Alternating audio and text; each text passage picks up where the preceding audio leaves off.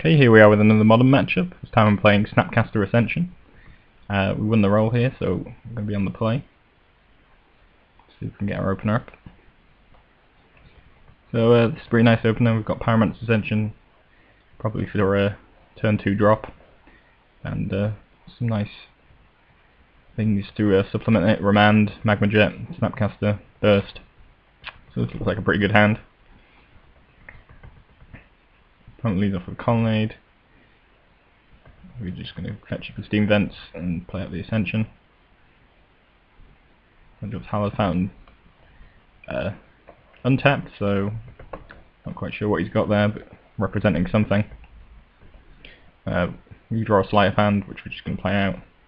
And I think we're just going to grab the Scalding Tarn here. We don't really need a second Snapcaster. It'd be nice to get a bit more mana on going.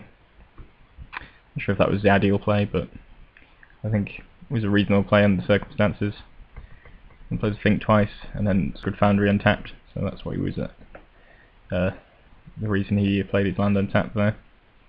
Quite a bit of pain to take though, for just being able to think twice.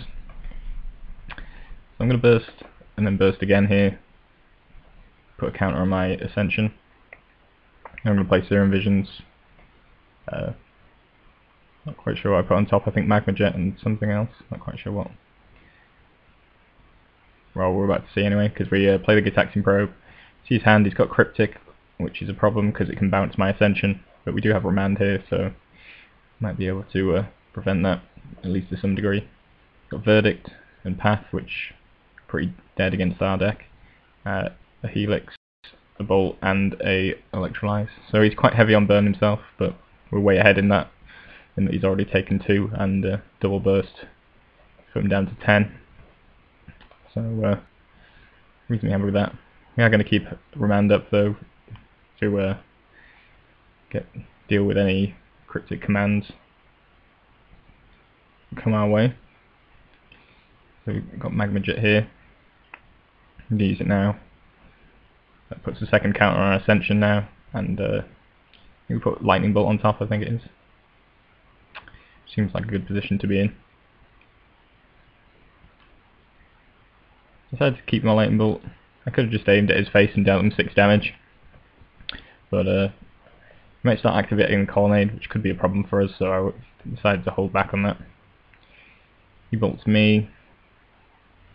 I decided to actually go for the bolt now that he's not activated Colonnade, and he's going to go for the, which I'm going to Remand. And we also get to copy Remand, so the play here I think is to use the copy to return Lightning Bolt to my hand. I'll still get a copy of the original Lightning Bolt 3 to him, and then I can replay my Lightning Bolt, so that's a total of 9 damage to him, and then we can Snapcaster Bolt or one of our various other burn spells to finish him off, which seems pretty good. Unfortunately, I believe he has a not work. Yeah, he cracks his fetches and uses a second Cryptic to counter draw on our Remand, but that's fairly irrelevant since though we actually have the copied Remand is going to happen anyway, and target is Cryptic. He actually concedes to that. He's probably dead to that. As we get Lightning Bolt, copy Lightning Bolt, 6 damage to his face, and then we draw a burn spell, or we can just Snapcaster Bolt or whatever. So he is just dead to that. Presumably didn't fully understand the implications of the copying of Pyromancer's Ascension. So, but either way, he was in a fairly bad spot from there on out. So on to game 2. So this is our opener, again pretty nice. We've got turn 2 Pyromancer's Ascension, which is what we like to see. Opponent leaves off the Scalding Tarn, which leads off with the Mountain, and then just leaves up 2 mana. We probe, find out that he's actually not got any counters, just Electrolyze and a Snapcaster, 3 lands. So pretty happy to see that, and it means for the ways free to drop our Ascension. So he's going to electrolyze us on end of turn, put us down to 16. We're going to do the same back to him. Now we drop double bolt. Play Serum Visions. I'm pretty sure I see 2 lands on top, which I'm just going to bottom. Don't want to draw lands. Rather draw some more spells to use with our active Pyromancer's Ascension. I use the Baneslayer, which I'm going to double bolt. I accidentally don't let the first bolt resolve before I play the second bolt, which I definitely should have done. This way I don't actually get a counter on my Ascension, so that was definitely a misplay by me. Game would probably been over a lot quicker if I managed to put an extra counter on there. Bolt next turn, and that would have an active Ascension. My opponent plays Ajani, which I think I'm fine with. I don't really want to remand that. He also -2s it, so I'm going to Snapcaster. Decided to actually just bolt him, seeing as though we've got the burst lightning if we really need to kill Ajani. And hopefully this attacking with Snapcaster will do the job. He does have his own that he could play that I know about, but if he wants to trade Snapcasters, I'm fine, especially if he gets no value out of it. So I do attack, he fetches and bolts. I'm my second bolt to kill off his Ajani, which I just drew. This bolt, and yeah, that activates our Ascension, so that's great for us. He just passes. Oh no, Snap.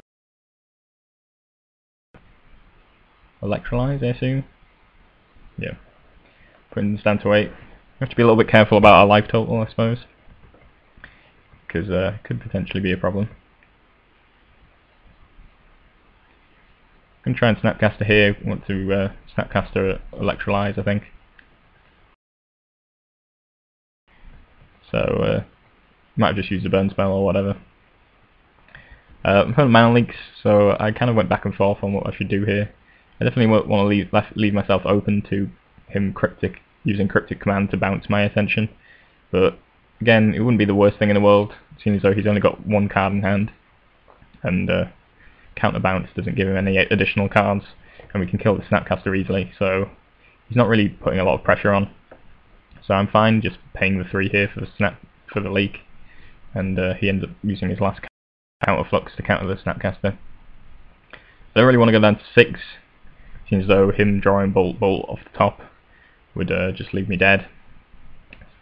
It's a shame that we're going to have to use this burst lightning, because if we kicker it, it can actually deal 4 damage, and the copy deals 4, so we can do a total of 8. So maybe it's a bit of a waste, but I don't really want to risk dying when I'm in such a good position. So we're going to deal 2 to his face and 2 to the Snapcaster with that burst. It means we can draw a lot of cards and set up our library. We see a sleight of hand there, which we're going to put on top, and draw into an Electrolyze. And I think we put Snapcaster and Serum Visions or something like that on top, which is good. Or maybe it's another sleight, I can't quite remember. Decide not to sleight of hand. Instead we're going to try and Electrolyze on the end of his turn. Fortunately he has counter flux, which he overloads and counters both our Electrolyzers, the original and the copy, which is a bit unfortunate, but we're still in a pretty good position here. He's got 0 cards in hand. It was a sleight of hand we put on top. We draw into a Snapcaster, and then just pass. Again, plan to Electrolyze on end of turn. So he cryptics here, which isn't ideal, but we're going to try and work our way around it. We're going to use an Electrolyze first, and deal 4 damage to him,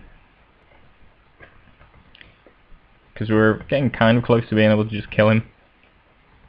So my Ascension. Draw a Magma Jet and a Sleight of Hand, so we can actually just put put the two counters back on Pyromancer's Ascension next turn by just replaying it, if we wanted to do that. I think I'm going to remand anyway though, just so he's tapped out if he wants to replay his Cryptic. And that way I can know that he's not going to counter my Ascension with whatever card he draws. So that's what he does. We can't quite kill him as he's on 8 with the cards we've got currently. So we're just going to Ascension and then double sleight of hand, reactivating our Ascension, picking out and a Burst Lightning, and we're going to plan to Magma Jet on the end of his turn. You can put him to 4 and leave him dead. He plays a Spellskite. We're not really concerned about that, I don't think. We could have Magma Jetted to 4 to make sure that he was on 4, but I don't think it makes a lot of difference. And he also plays a Vengeant. I'm fairly sure we can I think we can probably win next turn.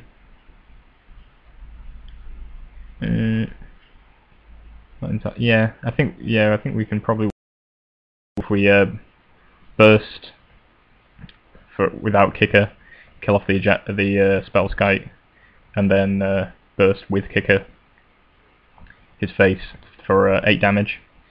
So I don't want this Ajani Vengeant to come down, so we're going to remand it.